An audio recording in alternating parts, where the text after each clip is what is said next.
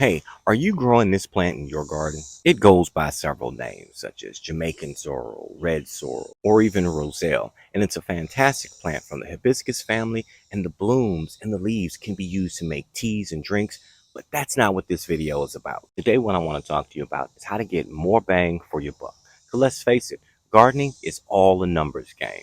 See, this is an annual plant. Here in my Dallas garden, eventually when winter comes, it will start to die back.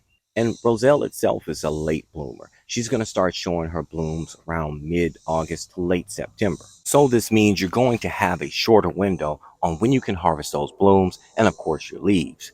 But there is a way to maximize your potential. And your first avenue of approach is going to be by pruning the top of the plant or topping it. And essentially what we're going to do is we're going to go right to the top of the plant and we're going to find us about a good 6 to 8 inches right down to our first leaf node.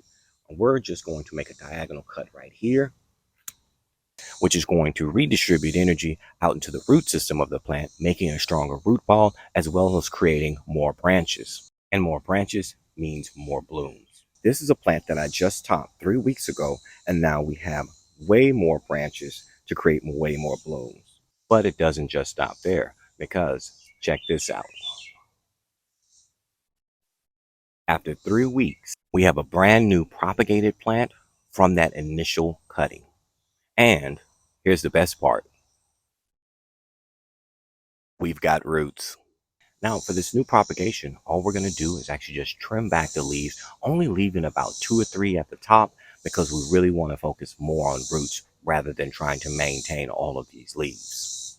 Now, typically when we're talking about like our ornamental plants or some of our bigger stemmed plants, we want to give the plant some time to callus over before we would place it directly in the soil. But in this situation, I've done it before, no callousing needed. Then I'm gonna go ahead and get a pot ready with some of my pre-made custom soil and dabble in just a little bit of rooting hormone right on the end of the stem there.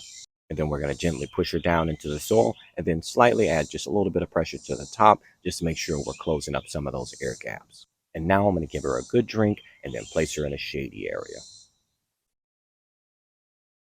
And see, we don't want it out in full sun just yet, as this may be too harsh for the brand new propagation. We want it to focus on root development. And since we have such a multitude of plants, I'm actually just going to go ahead and place these directly in the soil with my Korean melons. Oh, and if you'd like to know exactly what my soil mix is for my sorrel